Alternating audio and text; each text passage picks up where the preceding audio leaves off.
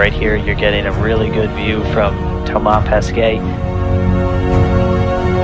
Thomas, at this point you are going to ingress the airlock.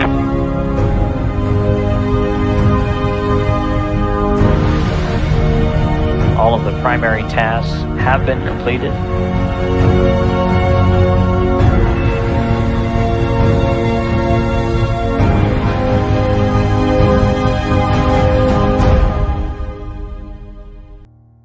Bonjour à tous, je m'appelle Manolo, je suis en classe de CM2 à l'école d'Appilly. Et aujourd'hui, nous avons tous rendez-vous avec le très célèbre astronaute français Thomas Pesquet. Vous êtes nombreux à assister à cette conférence très attendue depuis le monde entier. Bonjour Thomas Pesquet et merci d'être avec nous aujourd'hui. Nous avons tous suivi votre incroyable mission à bord de la Station spatiale internationale et c'est un immense plaisir de vous retrouver ce matin. Bonjour Manolo et bonjour à tous. Nous reviendrons sur votre incroyable expérience dans l'espace et nous parlerons du projet lancé par l'Agence spatiale européenne autour de la construction d'un village sur la Lune. Et sans plus tarder, pourriez-vous nous redire en quoi consistait votre mission à bord de l'ISS et pendant combien de temps êtes-vous resté dans l'espace ? Alors je suis resté dans l'espace 196 jours, ça fait plus de 6 mois, presque 7 mois. Et cette mission dans l'ISS, tu sais, elle consiste essentiellement en recherche scientifique. On fait de la recherche, la station spatiale, c'est un laboratoire dans beaucoup de domaines, dans les domaines de la physique des fluides, de la biologie, tout ce qui touche les sciences du vivant, les plantes, les animaux, dans le domaine de la médecine, sur l'être humain, la physiologie. Et donc, ce qu'on fait, c'est qu'on se met dans l'espace pour pouvoir réaliser des expériences qu'on ne peut pas faire au sol. Il y a des phénomènes qui sont cachés au sol à cause de la gravité. Sur la Terre, on peut tout changer. Tu sais, on peut changer la lumière, on peut changer la pression, on peut changer la température, on peut changer le pH, on peut changer plein de choses dans un laboratoire. La seule chose qu'on ne peut pas changer, enfin il y en a deux qu'on ne peut pas changer, c'est le temps. On ne peut pas changer le temps, on ne peut pas changer la gravité, elle est toujours là, on ne peut rien y faire. Et dans l'espace, on s'affranchit de ça, ça nous permet de faire des expériences scientifiques. Un exemple tout bête, tu sais quand on fait des alliages de métaux, on fait fondre des métaux, on les mélange ensemble, sur Terre, le métal le plus lourd, même sous forme liquide, il va tomber, il va être en bas, et le métal le plus léger, il va être au-dessus. Un peu comme quand tu mélanges de l'eau et de l'huile dans un verre, tu vas voir, ça va se sédimenter. Dans la station spatiale, ça se passe pas comme ça, parce que justement on n'a pas cet effet de sédimentation.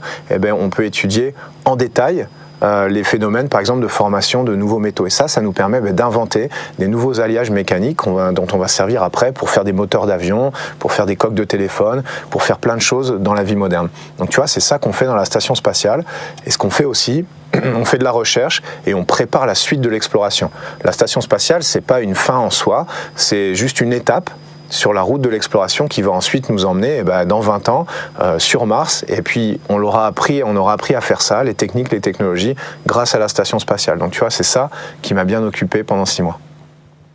Moi j'aimerais bien devenir astronaute, je vais essayer de faire des études de physique. Et vous, quelles études avez-vous faites et comment avez-vous été sélectionné ? Alors c'est une super bonne question et si ça intéresse les gens, s'il y a des gens qui veulent devenir astronaute, moi je vous encourage à le faire parce que je pense que c'est le meilleur métier du monde. Alors ce qu'il faut faire, regarde, c'est très simple. Il faut avoir quand même des connaissances un peu académiques, techniques. Donc des études de physique, c'est très bien, mais on peut faire plein d'autres choses. Nous, on a des gens qui sont médecins, on a des gens qui sont ingénieurs, on a des gens qui sont scientifiques dans plusieurs domaines. Donc tu vois, tu peux faire de la physique, tu peux faire de la chimie, tu peux faire de la médecine, mais il faut quand même étudier quelque chose de scientifique, de technique, parce que tu vois, nous on fait de la recherche, on vit dans un monde très compliqué dans la station spatiale, il faut pouvoir comprendre ça. Ça, c'est la première chose. La deuxième chose, c'est qu'il faut avoir ce que nous on appelle des capacités opérationnelles, c'est-à-dire pas juste être dans un laboratoire ou dans un bureau, mais être allé, avoir montré que tu savais évoluer un peu dans un environnement dangereux, tu sais, parce que nous c'est un environnement dangereux. Donc on a des gens qui sont pilotes, on a des gens qui ont travaillé sur des plateformes pétrolières, on a des gens qui ont travaillé sur des brise-glaces en Antarctique, des scientifiques qui étudiaient les volcans, des choses comme ça, tu vois. Ça c'est important, ça montre que tu sais évoluer dans un milieu dangereux. Ça c'est la deuxième chose. Et ça aussi, ça demande d'être un peu en forme physique, de faire du sport et des choses comme ça. Et la troisième chose, c'est que ça a un côté un peu international. Tu sais, nous, on est l'agence spatiale européenne. Donc moi, chez moi, à Cologne, dans notre base, ça parle toutes les langues. Tu vois, il y a des Italiens, des Allemands, des Français, des Danois, des Anglais. On communique dans plusieurs langues différentes. Ça, c'est très important. Et ensuite, tu vois, dans le programme de la station spatiale, il y a des Russes, des Américains, et donc les langues étrangères. Dans le milieu des astronautes et le milieu de l'espace, c'est très important, mais dans tous les métiers, tu sais, il faut absolument parler les langues étrangères, ça c'est super important.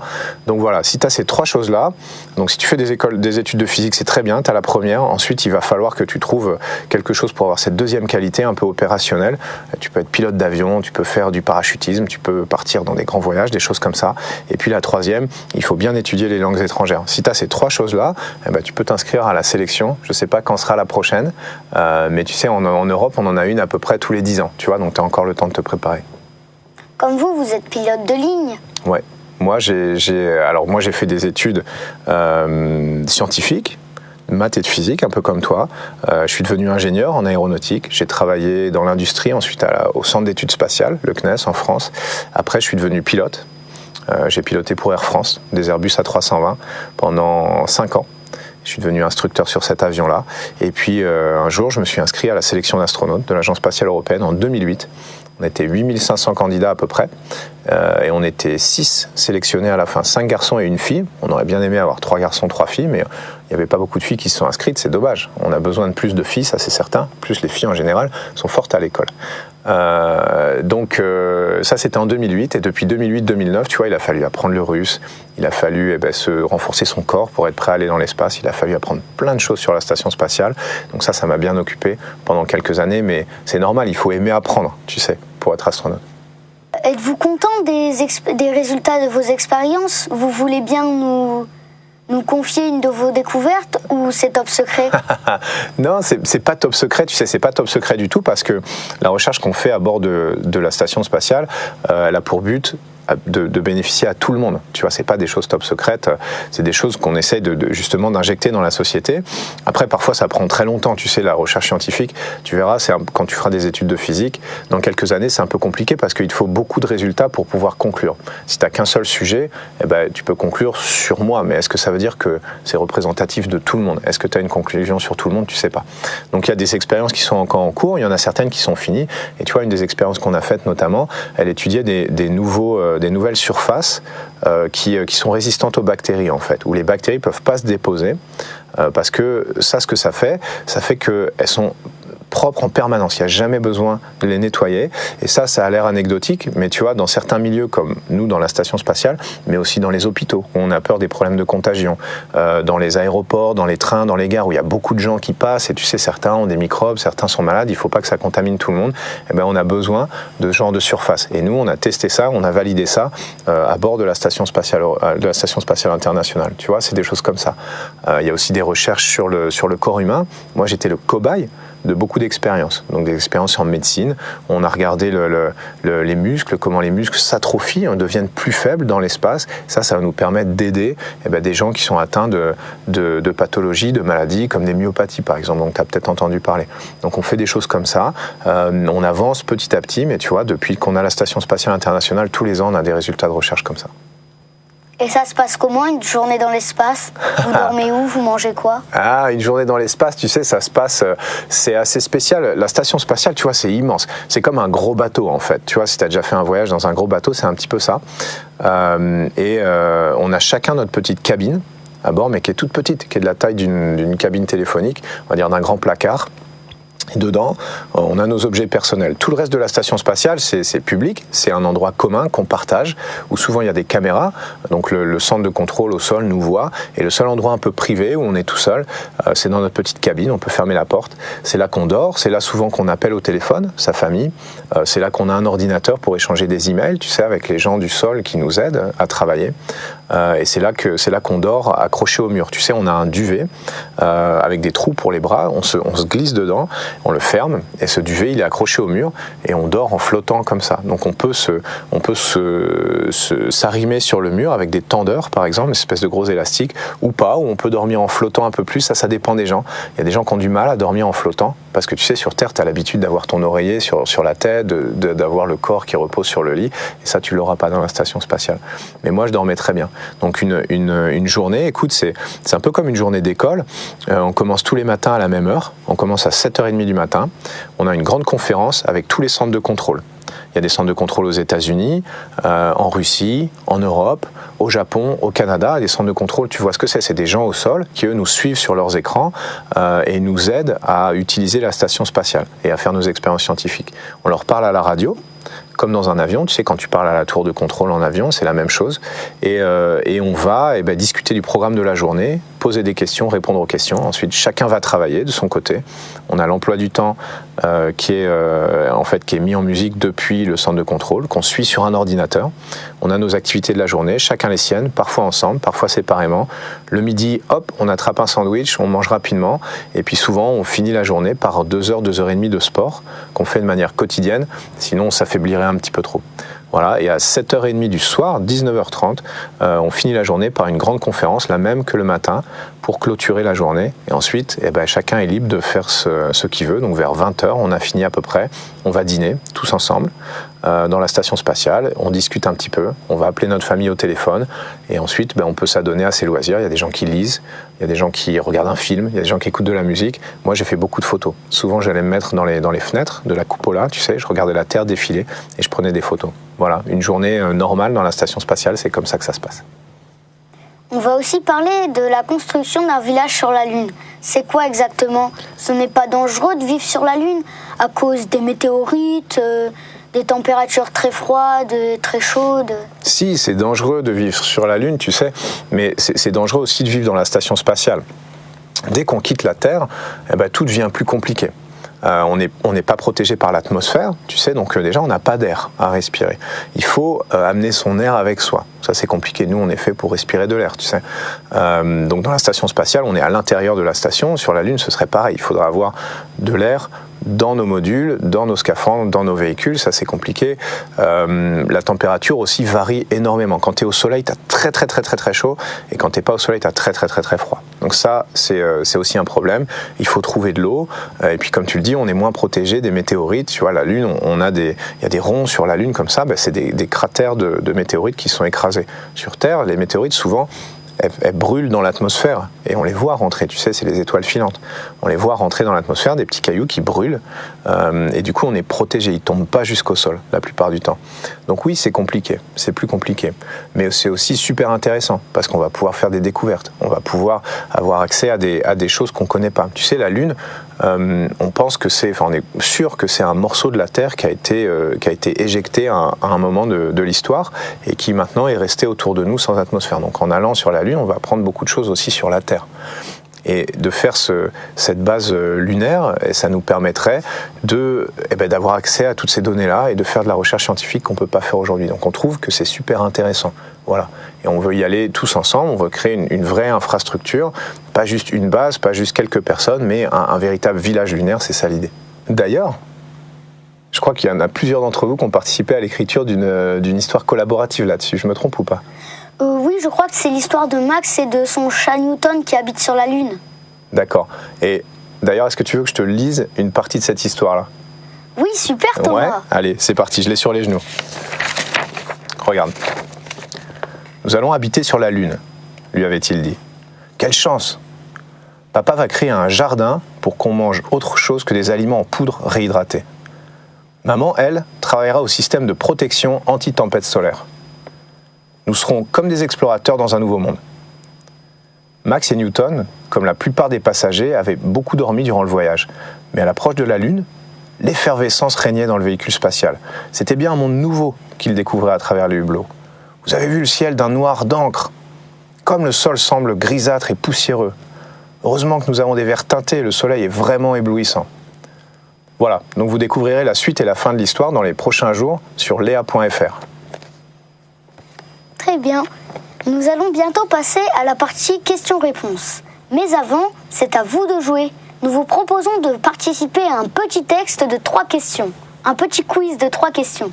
Attention, c'est parti pour la première question. La distance moyenne séparant la Terre de la Lune est d'environ 400 km, 40 000 km ou 400 000 km. Vous avez 1 minute pour y répondre dans vos classes.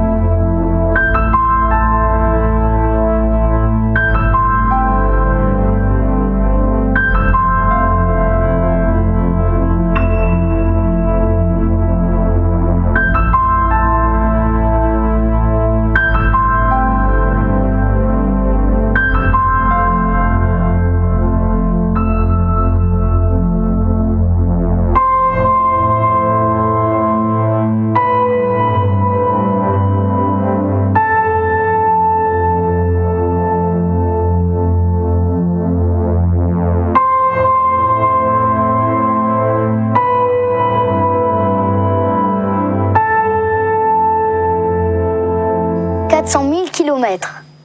Voyons vos résultats. 36%. Super, ils ont pratiquement tous répondu correct à cette question. Ouais, bravo à tous ceux qui ont trouvé. Passons maintenant à la deuxième question. La Lune tourne sur elle-même, autour de la Terre ou autour du Soleil? Vous avez 1 minute.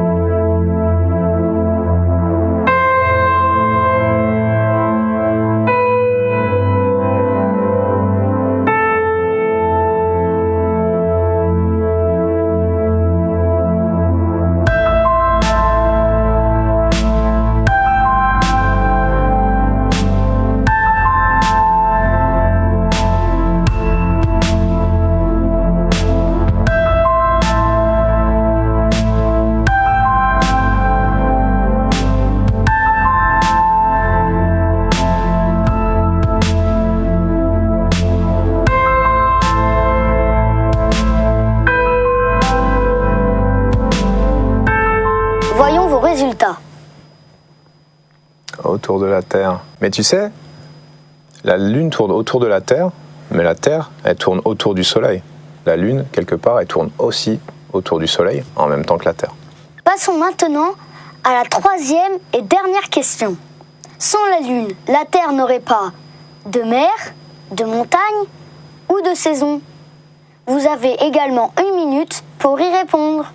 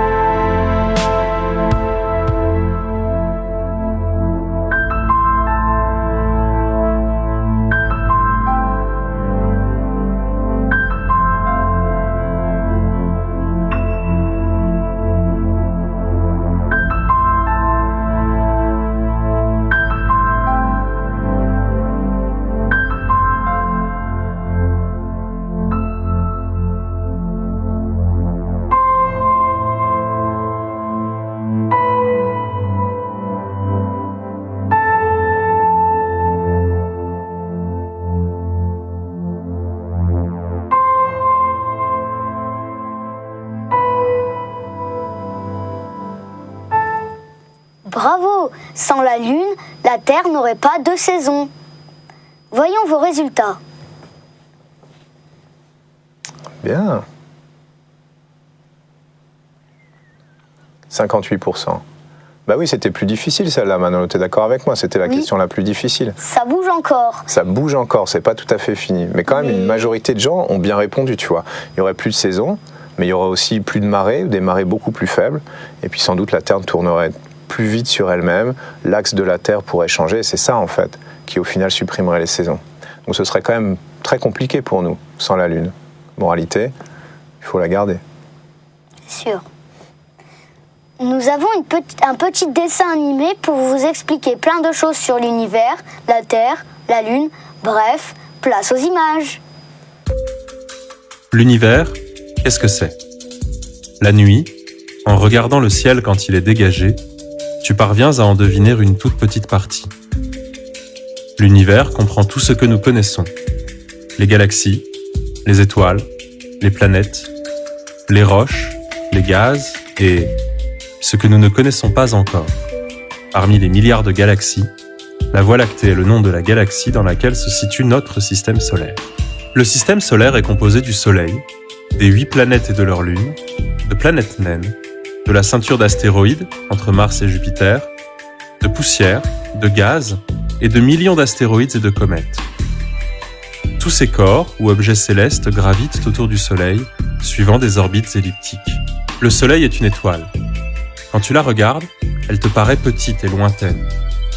C'est parce qu'une grande distance nous sépare du Soleil. 150 millions de kilomètres. Parcourir cette distance correspondrait à faire 3750 fois le tour de la Terre. Le Soleil est une énorme boule de gaz, 100 fois plus grosse que la Terre, qui émet de la lumière et dégage de la chaleur. Près de 6000 degrés Celsius. 6 fois plus que la lave d'un volcan en éruption. Les planètes du système solaire se distinguent en 2 grandes catégories. Les planètes rocheuses et les planètes gazeuses. Plus les planètes sont proches du Soleil, plus il y fait chaud. Chaque planète tourne autour du Soleil. Le temps qu'elle met pour faire une révolution complète dépend de la distance entre la planète et le Soleil.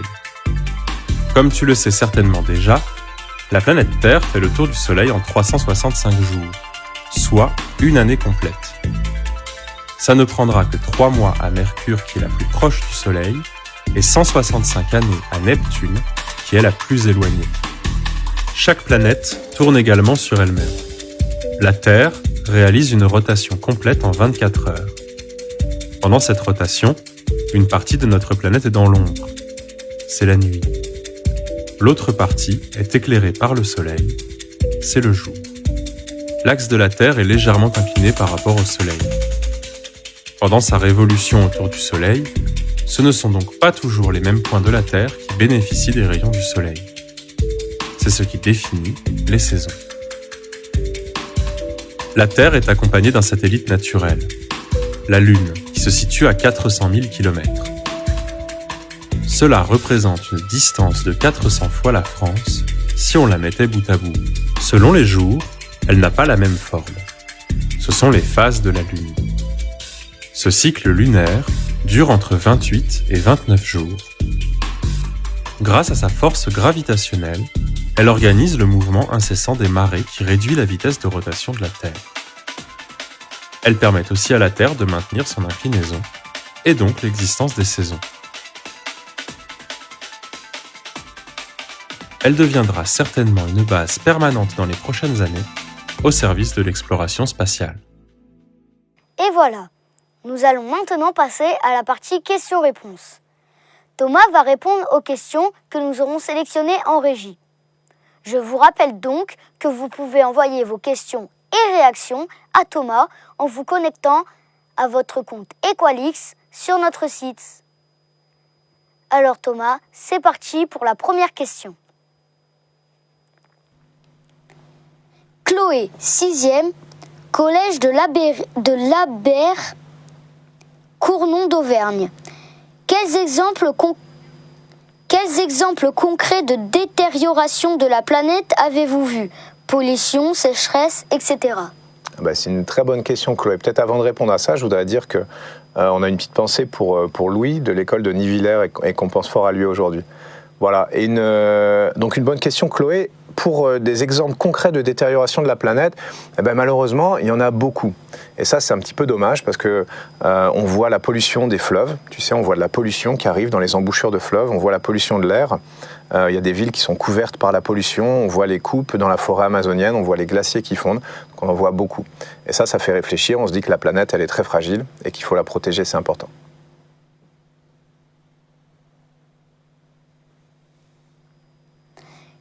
as-tu le plus aimé et le moins aimé à bord de l'USS?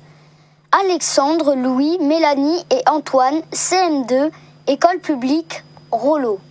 Alors, ce que j'ai le plus aimé, écoute, je crois que c'est de voler toute la journée. Tu sais, c'est un peu comme d'avoir des super pouvoirs et de voir la Terre. Ce que j'ai le moins aimé, c'était que, quelque part, j'étais loin de mes proches pendant 6 mois et ça, c'est difficile. C'est comme partir en vacances très longtemps, très loin de ta famille.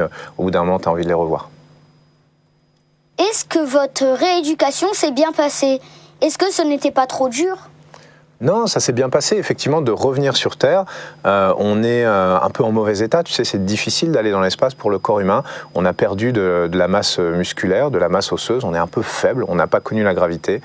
Mais heureusement, on a des médecins qui nous encadrent. Moi, tous les jours, pendant 2-3 heures, je faisais du kiné, tu vois, j'étais avec des médecins, on faisait du sport, on essayait de récupérer la coordination, l'équilibre qu'on avait perdu. Donc ça m'a pris quelques semaines cet été, mais c'est normal, au retour d'une mission spatiale, d'être dans cet état-là. J'ai oublié de dire que c'était une question de Cyril, 6e, collège Maréchal Leclerc de Haute-Cloque, Beauchamp-le-Vieux. Beaucamp-le-Vieux. Pardon. La prochaine question est d'Aurore, 6e, Gaston Flamand, Marche Prime. Comment les messages parviennent-ils à la Terre depuis l'espace? Ils parviennent alors c'est une bonne question. On peut parler à la radio avec le centre de contrôle. Et là, en fait, eux, ils parlent à des satellites géostationnaires comme des satellites de télécommunication, comme les satellites qui assurent la retransmission de la télé par satellite avec des grandes antennes. Le centre de contrôle parle aux satellites géostationnaires qui nous parlent à nous. Nous aussi, on a des grandes antennes et on parle à ces satellites. Voilà, et ça marche comme ça. Donc on peut parler à la radio. Par la voix, on peut échanger des fichiers par email. Donc on n'a pas vraiment l'internet dans la station spatiale, mais on a quand même des moyens d'échanger des fichiers. Ça nous sert à travailler tous les jours, mais aussi à communiquer avec nos proches, que ce soit au téléphone ou par email. Donc en fait, j'ai pu appeler ma famille pratiquement tous les jours. Combien de temps s'est écoulé entre le décollage du lanceur et votre arrivée sur l'ISS? Ah, c'est une bonne question. C'est une question de qui? De collège Blois-Vienne, 6e, collège Blois-Vienne, Blois. D'accord. Écoute, alors, le temps qui s'est écoulé, tu sais qu'on décolle donc au Kazakhstan, de Baïkonour, très loin dans les steppes où il n'y a rien du tout. Et nous, on a mis 2 jours à rejoindre la station spatiale. Donc pendant 2 jours, on était dans le volume d'une petite voiture. C'était pas très confortable. Mais en fait, ce qu'il faut, c'est être sûr qu'on va pas aller tamponner, emplafonner la station spatiale. Donc on prend beaucoup de précautions. Et puis on monte notre orbite petit à petit. On arrive autour de la station. On tourne autour. C'est comme un avion qui va se poser. Tu sais, il y va pas directement. Il faut qu'il fasse bien le tour, qu'il se présente en face de la piste et qu'il se pose correctement. Donc nous, c'est ça ce qu'on a fait. On a mis 2 jours à rejoindre la station spatiale, entre le décollage et l'amarrage.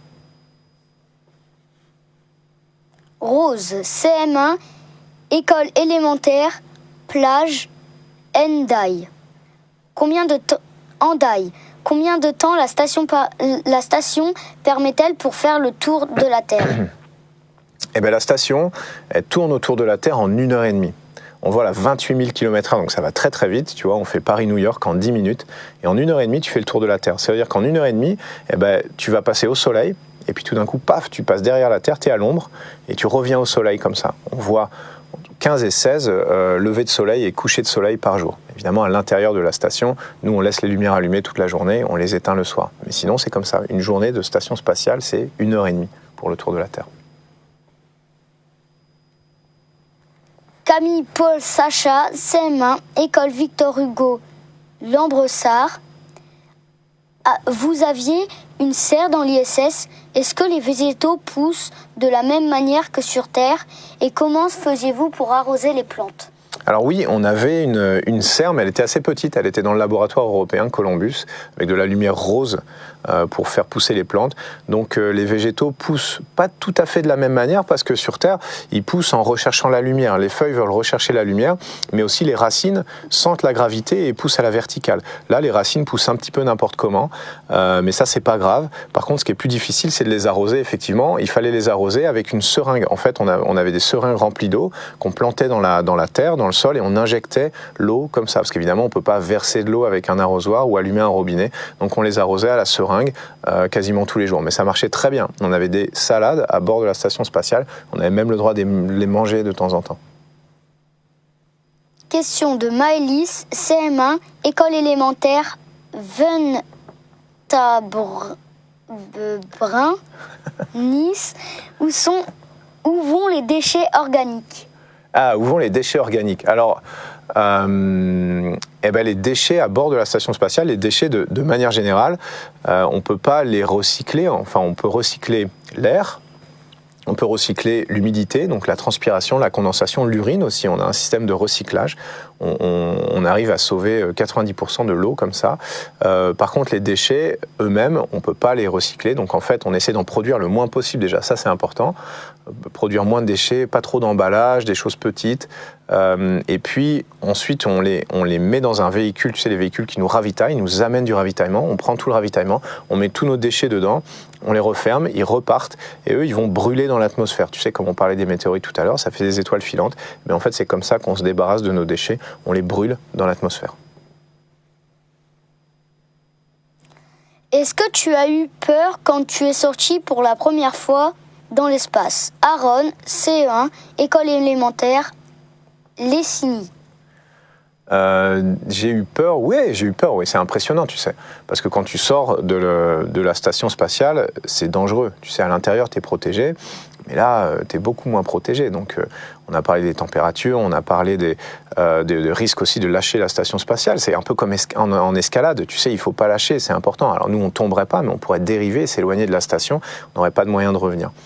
Donc c'est un petit peu dangereux, tu n'as pas envie de faire de bêtises, tu n'as pas envie de laisser échapper tes outils, et donc tu es très très très concentré. Tu es très concentré, le centre de contrôle te parle, tu as un casque avec des oreillettes, te donne les consignes, t'aide, et toi tu es très très concentré pour pas faire de bêtises et tu essaies de ne pas penser que parfois tu as 450 km de vide sous les semelles. Pendant ma deuxième sortie extravéhiculaire, j'étais sur le dessus de la station spatiale, sur une plateforme, j'ai l'impression d'être debout sur une plateforme et en dessous je voyais la station spatiale et en dessous je voyais la Terre qui tournait, il ne faut pas avoir le vertige. Mais tu sais, on s'entraîne pour ça. En fait, plus tu t'entraînes, moins tu as peur. Ce qui fait peur, souvent, c'est ce que tu ne connais pas. Si tu t'entraînes et tu te prépares, tu as beaucoup moins peur. Donc, si je comprends bien, vous n'étiez pas attaché lors de vos sorties extravéhiculaires? Si, on était attaché. On est toujours attaché. On a une bobine qui est accrochée au scaphandre avec un fil qui se déroule et qui, lui, est accroché près du sas de sortie. Donc, si jamais on devait suivre ce fil, on retournerait à notre sas de sortie. Mais même malgré ça, tu vois, il faut quand même pas lâcher parce que si tu lâches, ce fil, il peut s'enrouler dans plein de choses. La station spatiale, tu as vu, c'est compliqué en 3 dimensions. Ce serait pas génial, en fait. Ce serait déjà une situation dangereuse. Donc, c'est vraiment pour te rattraper. Mais c'est comme en escalade, il faut pas tomber. Si tu tombes, en général, tu es assuré. Mais quand même, il faut quand même essayer de pas tomber parce que là, ça, c'est une dernière protection. Tu n'as pas envie d'avoir besoin de t'en servir.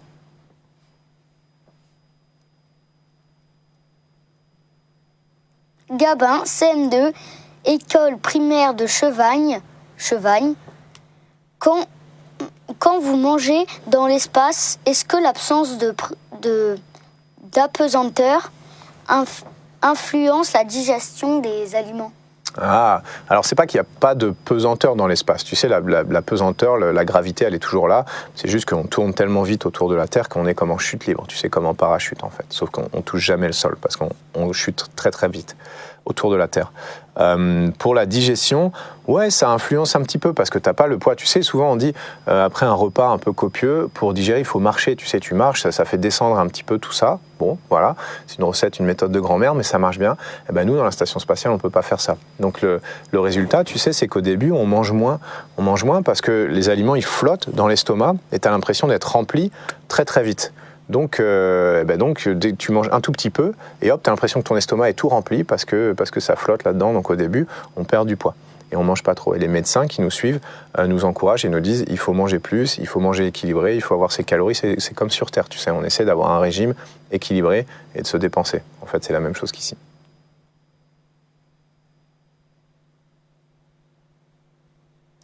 Question de la classe de CM1, CM2, Estelle, école Saint-Didier, école primaire publique Saint-Didier.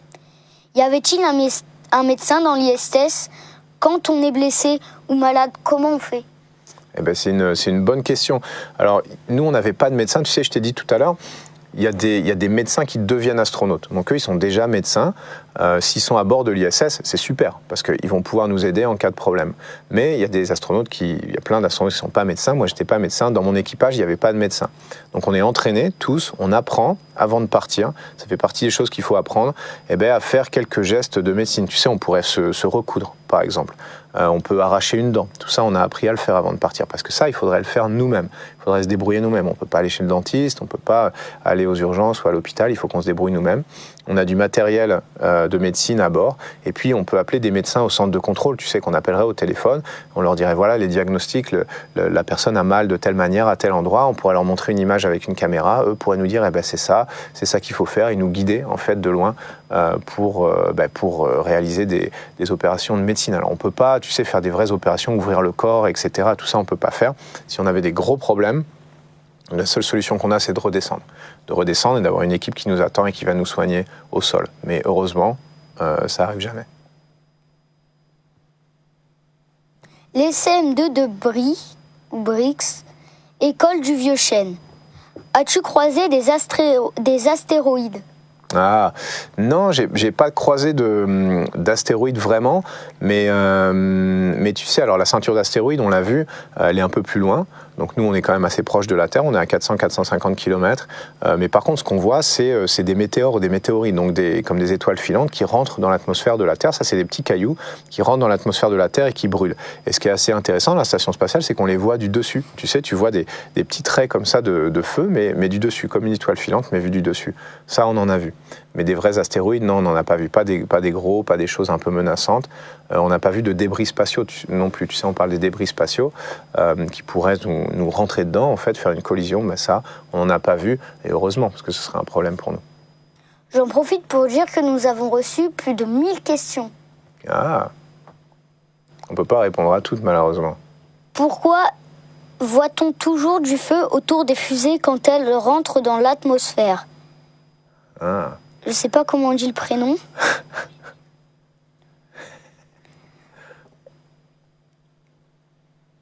Tu veux me montrer ? Je t'aide si tu veux. Je sais pas comment on dit. Quang-Minh, je pense. Quang-Minh. Ouais. LF1, Duras, HCMC, Vietnam, CM1, Lycée français international, Marguerite Duras. Ah. Pourquoi voit-on toujours du feu autour des fusées quand elles rentrent dans l'atmosphère ? Donc on a des questions qui viennent de très très loin, c'est super. Pourquoi on voit du feu ? Parce que pour deux raisons, enfin pour une raison, mais tu vas voir. Pour rester en orbite autour de l'atmosphère, autour de la Terre, il faut aller très très vite. Si tu n'as pas de vitesse, tu tombes. Tu sais, c'est normal, tu es attiré par la gravité. Donc on va très très vite pour rester en orbite autour de la Terre. C'est notre vitesse qui nous permet de pas tomber en fait. On va très très très très vite. Pour rentrer dans l'atmosphère, il faut freiner. Mais du coup, cette vitesse, elle va nous faire pénétrer dans l'atmosphère très vite et ça va provoquer un frottement sur les molécules de l'air. Donc tu vois, le frottement, ça fait de la chaleur. Si tu te frottes les mains comme ça chauffe. Mais nous, on va tellement vite que ce frottement sur l'air, ça chauffe énormément et ça nous fait brûler en fait. Ça fait brûler la capsule. On a un bouclier thermique qui est fait pour absorber cette quantité énorme de chaleur. Et c'est ce frottement qui va nous faire freiner. On se sert de ça pour freiner. On freine en frottement. Ce frottement, ça nous fait brûler. C'est pour ça qu'on voit des flammes autour de la capsule lors de la rentrée dans l'atmosphère. Ensuite, une fois qu'on a bien ralenti, on sort un parachute et on descend en parachute. Classe CM1A, Lucie Aubrac, Pont Péan. Les hommes vieillissent-ils plus vite dans l'espace ? Si oui, de combien d'années ? Et toi, combien de temps as-tu accepté de perdre ? Alors, ils vieillissent plus vite. Oui, on dit qu'ils vieillissent plus vite. C'est pas vraiment qu'on vieillit plus vite. C'est qu'il y a des effets sur le corps humain qui ressemblent à du vieillissement. Tu vois, par exemple, les veines, les artères se durcissent un petit peu, et ça, on constate que ça ressemble à du vieillissement. Donc on dit en général que 6 mois dans l'espace, c'est l'équivalent de vieillir de 10 ans, tu vois, pour certains systèmes, pas pour tout. mais pour certains systèmes, comme le cœur, les artères, c'est comme de vieillir de 10 ans. Mais heureusement, la bonne nouvelle, c'est qu'on peut récupérer de tout ça. Tu sais, quand on revient au sol, on est suivi par des médecins et on retrouve progressivement toutes nos capacités musculaires, physiques, la capacité du système respiratoire. Donc on vieillit de 10 ans, mais on récupère ces 10 ans-là. Donc tu vois, moi, j'ai pas beaucoup changé entre avant la mission et après la mission. Et heureusement d'ailleurs. Martin et Rolicio, CM1, école Paul Héroult, Thury, Harcourt. Quel conseil nous donnerais-tu pour qu'on devienne nous aussi astronautes ? Quel conseil ? Il va falloir être patient parce que ça prend longtemps. Hein. Il va falloir être persévérant, ça c'est sûr. On a parlé tout à l'heure d'essayer de faire des études scientifiques et techniques. Alors pour être astronaute, mais aussi parce qu'il y a plein de boulot super bien. Hein. Tu sais, moi avant j'étais pilote, j'étais très heureux, c'est génial. J'étais ingénieur au CNES, j'étais très heureux. Donc dans le domaine du spatial et de l'aéronautique, il y a plein de boulot. Des études scientifiques techniques, aller à l'étranger, parler les langues étrangères, ça c'est important, comme on l'a dit tout à l'heure. Et puis surtout, je pense, il faut être un joueur d'équipe en fait. Tu sais, nous on part dans la station spatiale, on est enfermé avec des gens qu'on n'a pas choisis, il faut bien s'entendre avec eux. Et ça s'apprend pas forcément à l'école, ça s'apprend en faisant du sport, ça s'apprend en faisant des activités, ça s'apprend en faisant des choses avec les autres. Et puis de devenir comme ça, quelqu'un qui sait travailler dans une équipe, ça c'est super important. Donc ce serait ça mon conseil en fait. Si on veut devenir astronaute, faire du mieux qu'on peut à l'école, mais aussi s'intéresser à plein de choses au dehors parce que ça va vous apprendre des choses complémentaires qui serviront plus tard, que ce soit pour faire astronaute ou pour faire n'importe quel métier. Classe CE1, école de Méret, Levesco. Tout le monde parle de vous. Nous avons vu un article de journal intitulé « Thomas Pesquet, la nouvelle attraction du Futuroscope ». C'est lui. Qu'est-ce que ça vous fait d'être aussi connu ? Alors, la nouvelle attraction du Futuroscope, c'est pas vraiment moi, mais je pense qu'ils vont avoir un film sur ma mission qui va être sympa d'ailleurs. Qu'est-ce que ça me fait ? Écoute, je sais pas, moi, tu sais, je suis pas allé dans l'espace pour être connu, je suis allé dans l'espace parce que ça me faisait rêver, parce que je pense que c'est utile, parce qu'on fait plein de recherches pour les gens. Mais c'est vrai que la conséquence de ça, et comme j'ai partagé cette mission-là sur les réseaux sociaux, c'est que les gens maintenant me reconnaissent un peu, parfois dans la rue. Écoute, c'est pas grave, moi, tu sais, déjà, ça arrive beaucoup en France. Moi, j'habite en Allemagne, donc en Allemagne, personne me connaît, tu sais. Donc moi, j'ai pas l'impression d'être connu, en fait. Et puis voilà, c'est pas très important. Aujourd'hui, c'est moi qui vais dans l'espace. Avant, il y avait d'autres Français qui allaient dans l'espace, qui étaient aussi très connus. Et après moi, il y en aura d'autres. Ce sera peut-être toi, ce sera peut-être des gens qui nous écoutent aujourd'hui, des enfants qui ont posé des questions ou qui avaient des questions chez eux. Et puis c'est ça qui est important, c'est qu'on continue cette aventure-là. C'est pas tellement que moi je sois connu, ça, on s'en fout. Mais ce qui est important, c'est que y a des Français, il y a des Européens qui participent à cette aventure-là et qui aujourd'hui vont dans la station spatiale, demain sur la Lune, et que tout ça, ça continue. Voilà, c'est ça qui est important. Thibaut, CM2, école primaire publique de Monco. Pouvez-vous percuter des comètes dans l'ISS ? Alors, des comètes, pas vraiment, mais on peut percuter, enfin si, en théorie on pourrait, mais bon, les comètes, ça vient très très loin, ça vient du fond de l'espace en général, c'est sur des trajectoires un peu particulières, mais on pourrait percuter des débris spatiaux. Et ça peut arriver. D'ailleurs, tu sais, sur les vitres de la cupola, on a un petit impact, comme un impact de pare-brise. Tu sais, tu as déjà vu un caillou sur un pare-brise, ça fait un petit impact et puis un peu des fêlures comme ça. Nous, on en a un sur nos vitres dans la station spatiale. Ça veut dire qu'il y a un petit caillou, un petit débris qui est venu nous taper dans les vitres. Le problème de ça, c'est qu'on va très très vite, 28 000 km/h, même quelque chose de mou, même quelque chose de petit, ça peut faire des dégâts incroyables.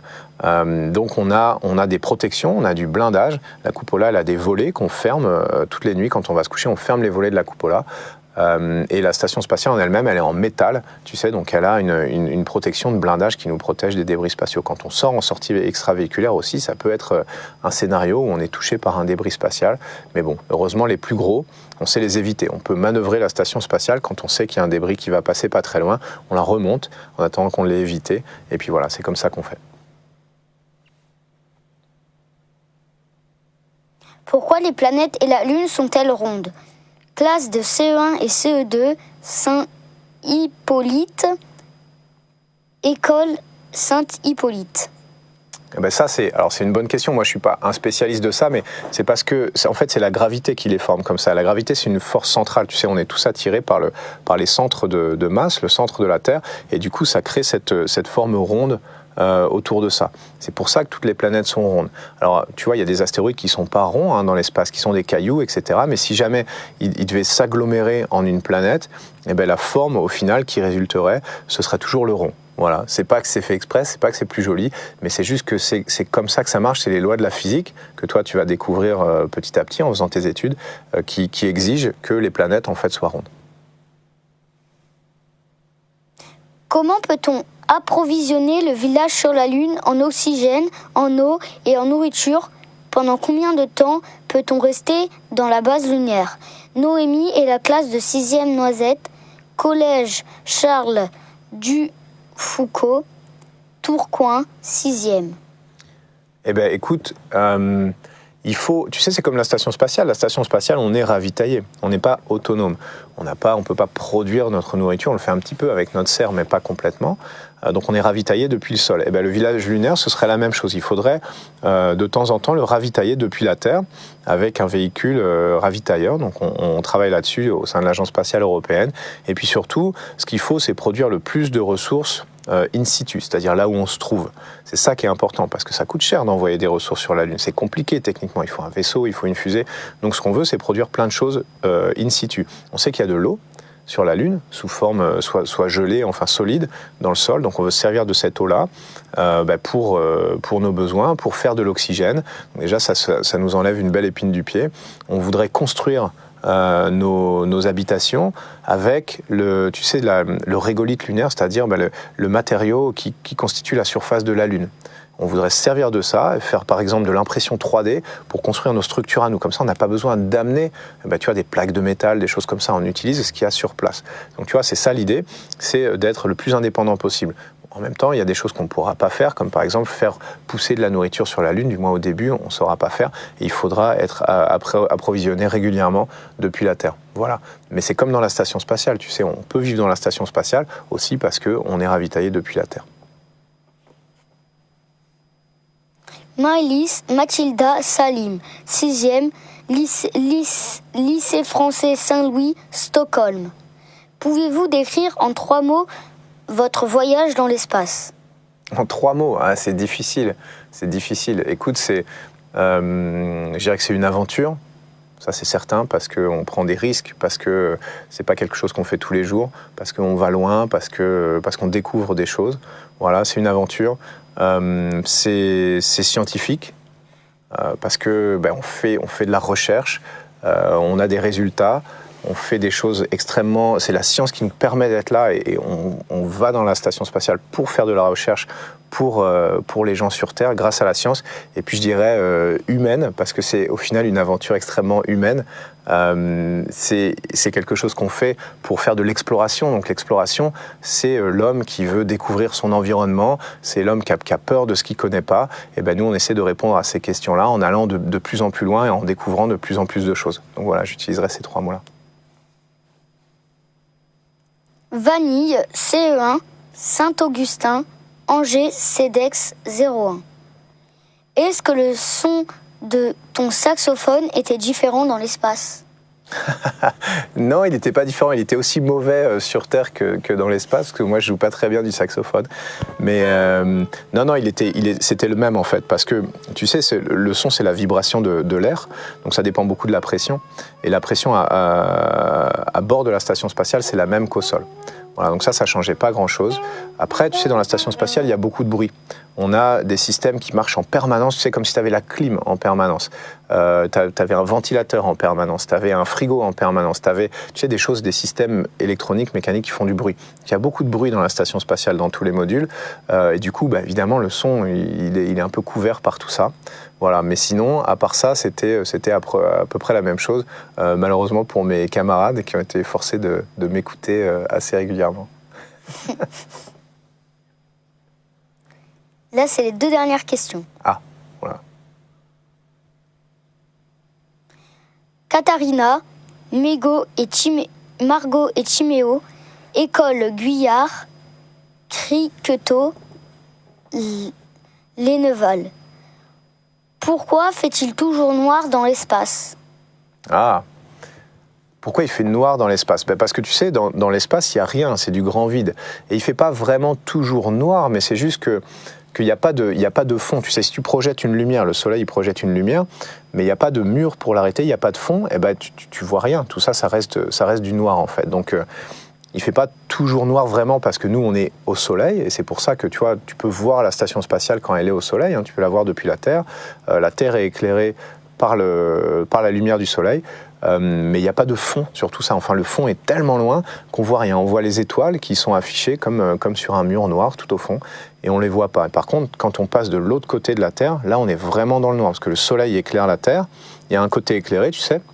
Et nous, avec la station spatiale, on est de l'autre côté, on est complètement dans le noir. Et là, on voit plus rien. Quand on est en sortie extravéhiculaire, là, il n'y a plus de lumière du tout. C'est pas comme, tu sais, la nuit sur Terre, des fois, il y a de la lune, on a un peu des lumières, on se rend compte. Nous, on est dans l'obscurité la plus totale. Donc, on allume nos lampes sur le casque et c'est notre seule manière de voir. Mais le reste du temps, on est éclairé par le soleil. Je crois que c'est la dernière question. Les CM2 de Couan, CM2, Laurie, Maris, est-ce que ton voyage dans l'espace t'a donné une autre vision du monde? Ouais, c'est une bonne question, je pense, pour finir. Oui, elle m'a donné une autre vision du monde, tu sais, parce que sur Terre, on a un peu trop le nez sur notre copie, on n'arrive pas à se rendre compte de tout ça. Alors tu sais, la situation s'est beaucoup améliorée, parce qu'aujourd'hui, on peut apprendre plein de choses. On apprend des choses à l'école, on apprend des choses sur Internet. Donc on connaît, on sait que tout ça c'est global, que la Terre c'est une planète, qu'elle est ronde, qu'il se passe des choses, que le climat c'est compliqué, etc. Mais tu sais, de voir ça depuis la station spatiale, ça change quelque chose. Tu vois la Terre en entier, tu vois à quel point elle est petite, à quel point elle est fragile. En fait, sur Terre, on ne se rend pas compte, on a l'impression que la Terre, elle est immense, et elle est immense. Mais depuis la station spatiale, tu sais, on voit qu'autour, il n'y a pas de vie nulle part dans l'univers, que toute la vie qu'on connaît, elle est là, sur cette petite boule, et ça ressemble vraiment, tu sais, un peu à un canot de sauvetage, en fait. C'est comme si on était 7 milliards dans un canot de sauvetage, au milieu de la mer, et on n'a qu'un seul canot de sauvetage. Donc il faut s'en occuper, tu sais.